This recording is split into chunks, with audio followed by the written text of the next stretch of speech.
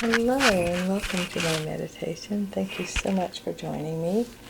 My name is Deborah Baker and I am so grateful to share this time with you. We are going to focus this week on healing, allowing infinite healing to move in, through, and as us. I don't know if you've ever thought about it before, and maybe I've mentioned it, but none of us, doctor or medical person or spiritual worker or anybody, actually heals. It is the infinite that does the healing. Those of us who do healing work create the context, we set it up, but it is only the infinite that actually does the healing, which means it is available to all of us in every moment. So let's get started.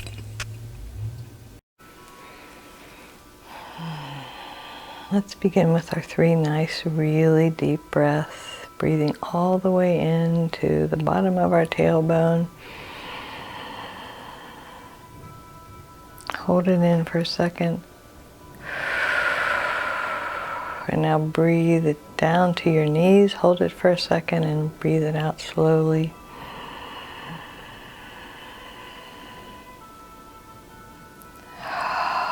And this time really fill up your torso, the front, sides, back. Imagine this like 4-quadrant breathing, filling your whole body up, holding it for a second and then letting it go.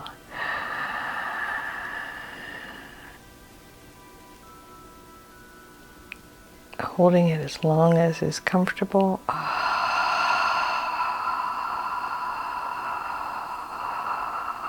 And then letting it go really, really slowly. I heard an interesting idea this week, and it was that nothing is meant to be that we didn't agree with already somewhere, either before we came into these lives or during the course of these lives unfolding. And so we're going to look at that a little bit as we embrace our healing. And before we do that, let's bring everything to the middle line. We're just going to give our bodies a moment to relax. So we tense them up first, pushing your feet and ankles together, your knees together, your thighs together. Pulling everything in at your pelvis and your tummy, your chest, pulling your arms to your sides, clench your hands into fists. Pull your arms into your sides, shoulders up to your ears, chin down to your chest, and just hold it for a 1 breath cycle. Squeeze, squeeze, squeeze, squeeze. And then let it go.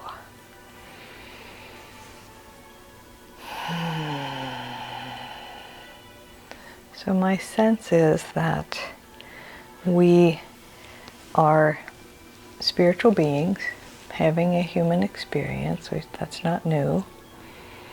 And when we come in to have the human experience, I think most of us, think, oh, we come in and we have a body and we're on our own. And my sense is, number one, we're never on our own, but also that we get a personality. Personalities, with all their foibles and their quirks, and the introvert and extrovert, and the opinionated and non-opinionated, strong-willed, easygoing, all of those things are human things. And so we gain that. And if you've ever been around a newborn baby, you can see they come in with a personality, which is wonderful.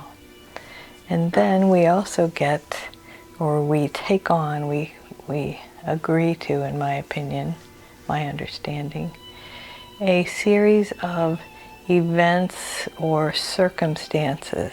We choose our parents, so our family line, our ancestry, and our early experiences, everything that goes with those parents. And then other life experiences that happen along the way. And our infinite souls know what they're doing when they make these choices. So I invite you, first of all, to absolutely trust that you knew what you're doing and you know what you're doing. Your infinite soul is guiding you in every moment, whether you are aware of it or not. And so when you get that sense, oh, that was meant to be, I feel that it is your infinite soul saying, yep, this is what we agreed to. See, here it is. And those of us who have been in very difficult relationships, and I don't really know of a single person who hasn't, feel like, well, that was meant to be for one reason or another. And when I was a child, my father was very unhappy in his marriage. I'm sure my mother was too. And he would say, well, it was meant to be because I got you 4 children out of the deal. And I don't know about the meant to be part, but it was all of our agreement. And I wouldn't trade it for anything. I wish that my father had not been unhappy, but I recognize that his soul is entitled to choose that. So let's have a little bit of silence to just recognize our own inner wisdom, that we did and do know what we're doing here.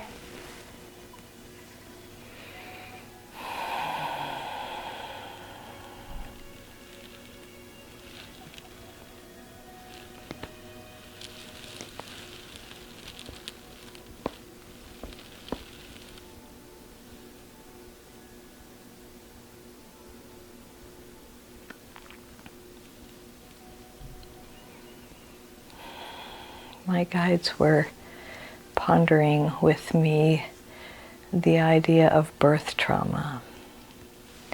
And I don't know anyone who was born in the 50s, 60s, even 70s, or maybe people who tune in are born in the 40s and the 30s.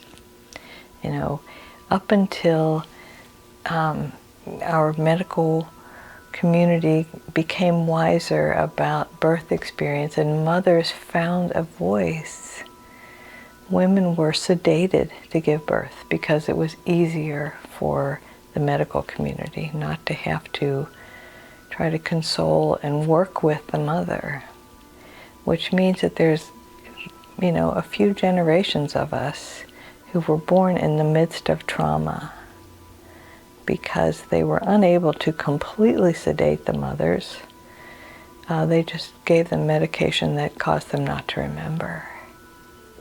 And so I'm not going to, make an argument for birth trauma. What I really seek to do here is to invite you to allow the infinite, and we'll have some silence for this, allow the infinite to come through and release whatever energy might still be somewhere tucked away deep inside of you that resulted from your birth trauma.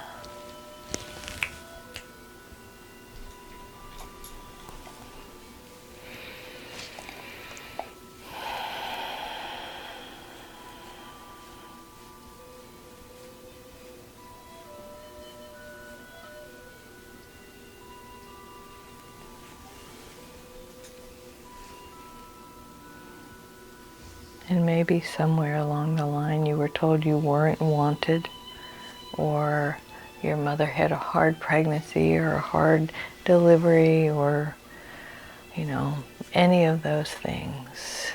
Or maybe you were unplanned. Whatever trauma might be there associated to your entrance into the world, we'll have another 15-20 seconds of silence before Spirit gives us some more enlightenment.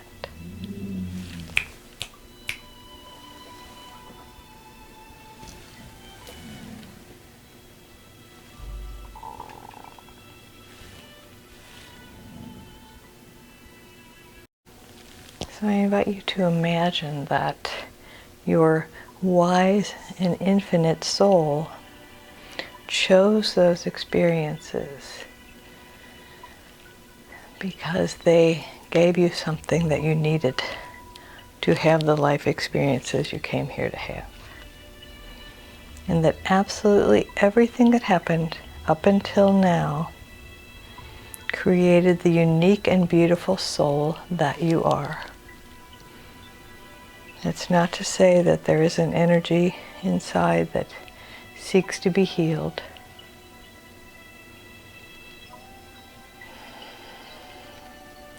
So let's open ourselves up to the infinite with this thought. I am willing to heal. I'm willing to be healed at depth.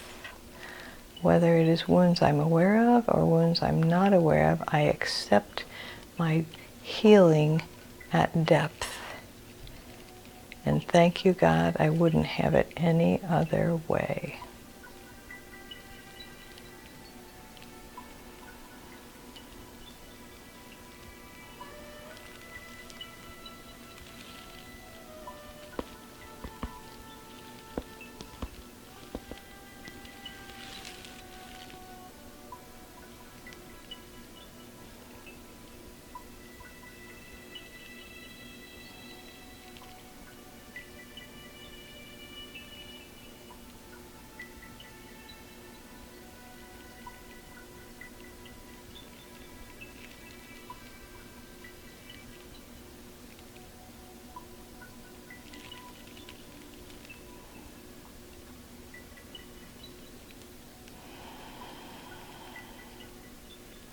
And we are going to continue this journey into our deep and profound healing for a few weeks. For some reason, Spirit wants me to address this topic, which is boundaries. And there's a lot in today's vernacular about boundaries, and there has been for many decades. And the backlash from that is often one of two things. Either we beat ourselves up because we don't have strong enough boundaries, or we feel that the only way to have someone in our lives is if they respect our boundaries, and if they don't, they're out. And there's a lot of talk about removing people from our lives.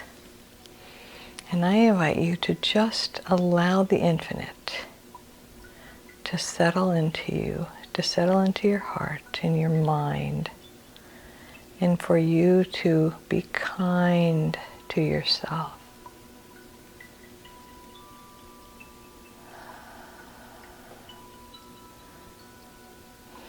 I had a recent experience with someone that I have a pretty good rapport with, asked me an inappropriate question, and I was so taken aback that I answered it, and later I regretted that I, willingly provided information that was none of this person's business.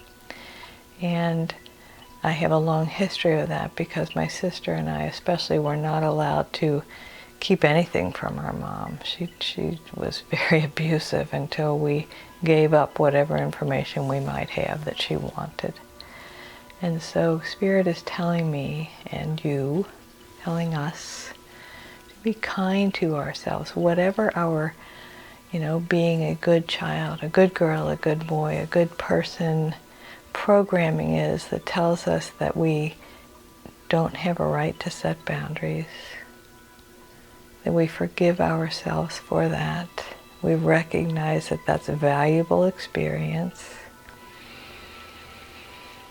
And it's something that, with Spirit's help, with infinite Spirit moving in, through, and as us, we can kindly and gently set boundaries so that we don't have to slam the door in someone's face. Over the years, because it is certainly my heart's desire to be loving and kind, I have learned one technique, which is to answer a question with a question, to kind of divert it so that I don't have to feel like I'm on the spot and that I'm wrong or bad by not answering the question, but also to recognize that when I feel intimidated, it just trails all the way back to the bullying, really, that I received from my mother growing up.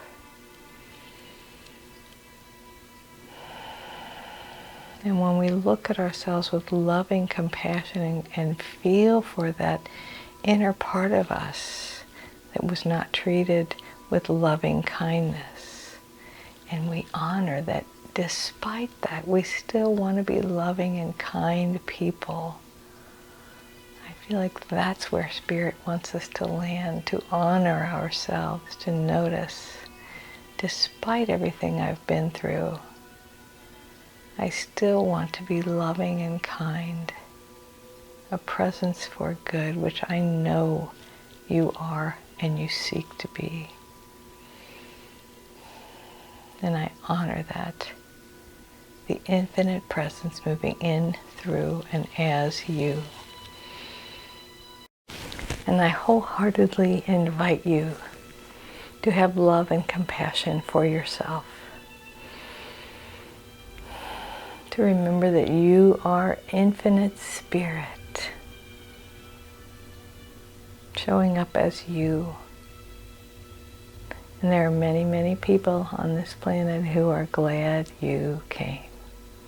You can count me among them. Another deep breath, knowing that the infinite healing that you started during this meditation will continue in obvious and very subtle ways going forward. As you support it with affirming, I accept my healing now, it will support it. It will help it to continue.